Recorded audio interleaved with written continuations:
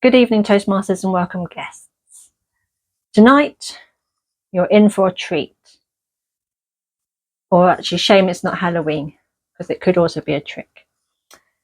So tonight is rather special for me. It is my penultimate speech in my presentation mastery pathway.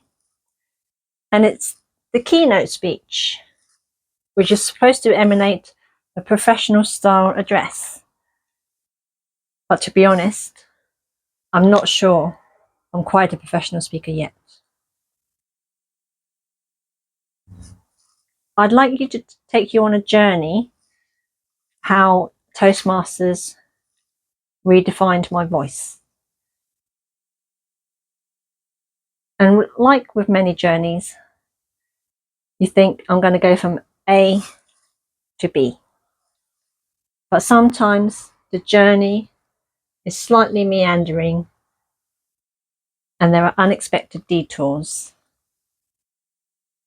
I'd like to take you on my journey, and which comes under about 3 chapters: the expectation, the reality, and where to next. Detours, lessons, and a journey of discovery. So let's rewind 7 years, and the reason why I wanted to develop public speaking skills was I co-founded a business called Wheeler and I Chartered Surveyors, and we are commercial property valuers, agents, and surveyors. And we wanted to give presentations to our peers, and we did one. This was pre-lockdown. And though we'd say it was okay, it could have been better. We decided that we wanted to be more visible, and therefore we needed to hone our presentation skills. So there we were thinking, what can we do? What public speaking platforms or tools were there out there? As we watched other professional speakers, they looked so polished, so persuasive, and we definitely thought public speaking is definitely a tool that we would like to have. So I didn't want to do a course. I wasn't too keen on reading the books. There's just too many out there. But it was through networking and meeting Gavin, for example, and other people who talked about Toastmasters that I thought, oh, I'll give that a go. So it was during lockdown, some 3 years later from the beginning, that I joined an online meeting.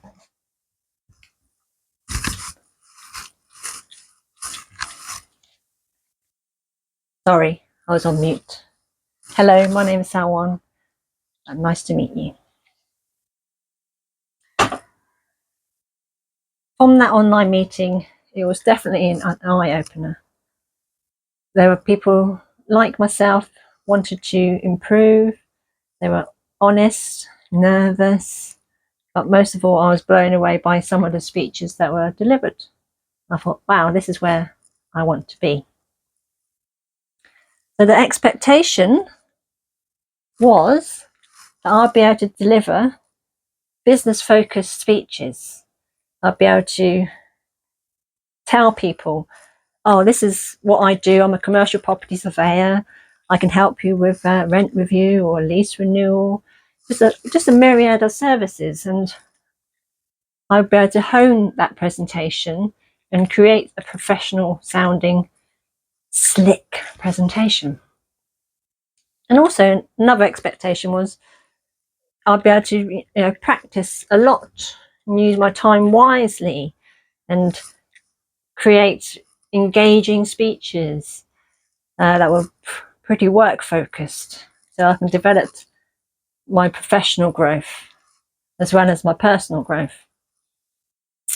And finally, the expectation was that I'd be able to use these skills, not just in a professional capacity, but also in everyday life.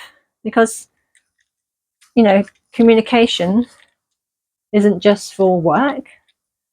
We have lives outside of work. So that sets my plan A to B, learning about business presentations, practice a lot, and have skills that I can transfer to other areas of my life.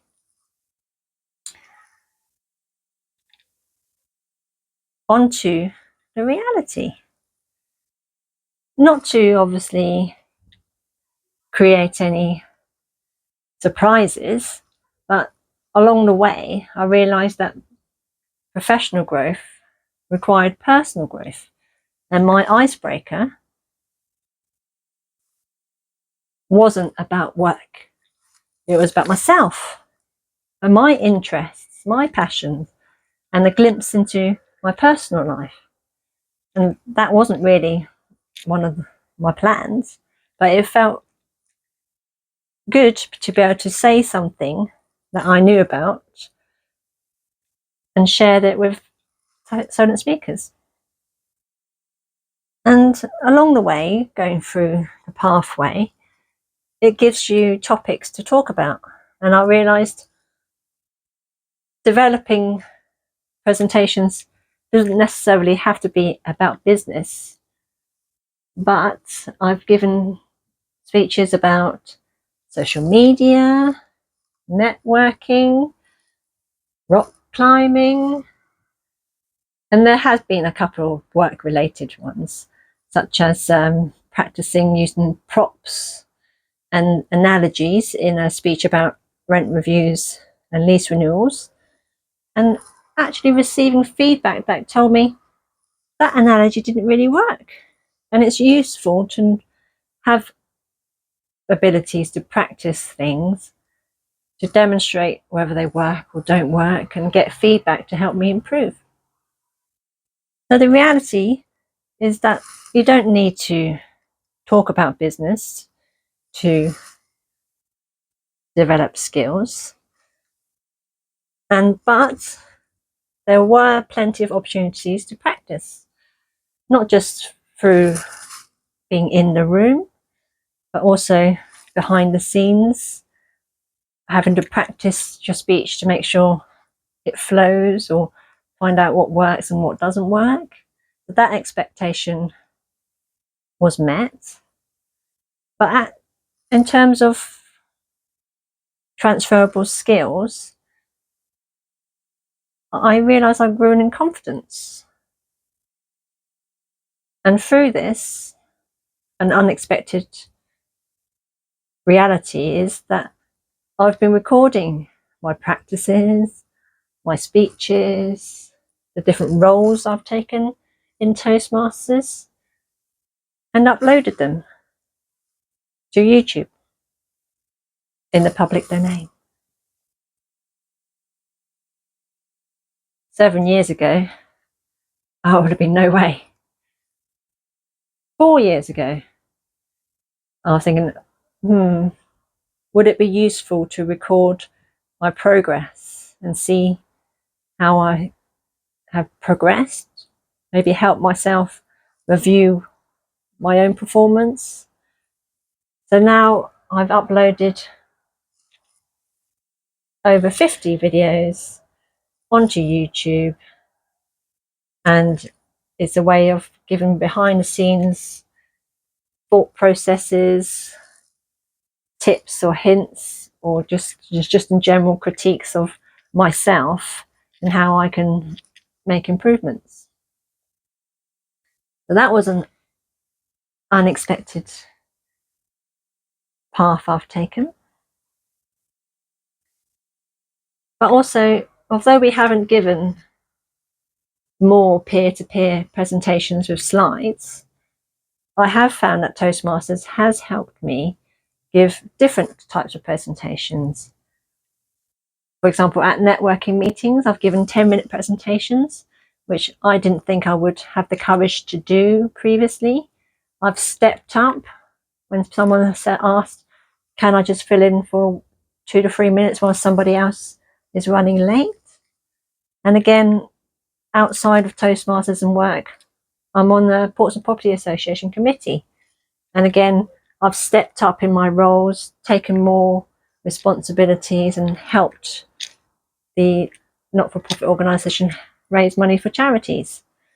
And that has really built up my confidence and my belief in what I can do. What next? I hear you ask, since I told you at the beginning I'd be talking about the expectation, the reality, and what next. I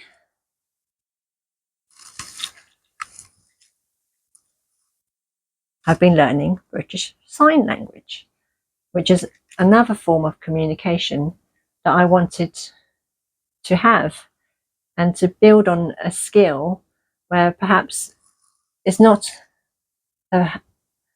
necessarily using the voice to communicate, but using your hands to communicate and have a better reach and understanding of the deaf community. Again, I've recorded my reflections of my learnings of level 1 last year, and next year I will be learning level 2, and I'm very excited and looking forward to developing this skill so that I am a better communicator.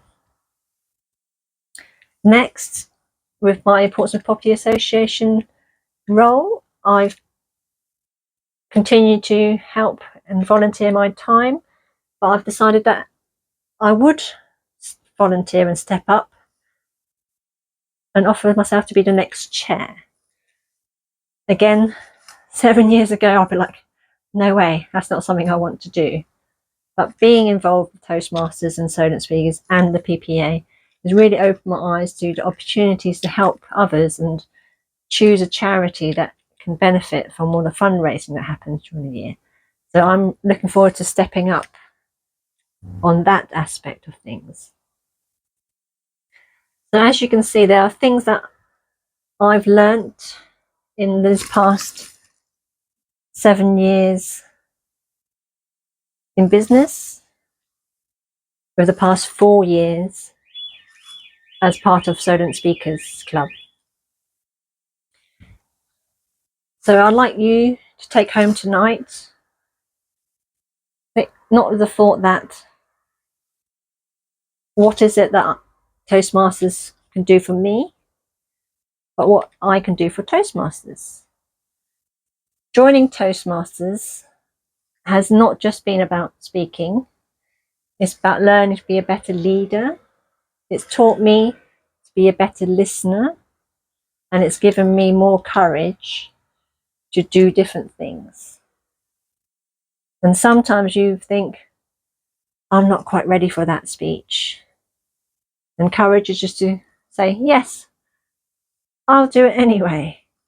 Or sometimes it's helping somebody else to succeed and shine. So thank you for being part of my journey. And I hope that what I've said tonight might resonate and help you on your journey. Thank you very much.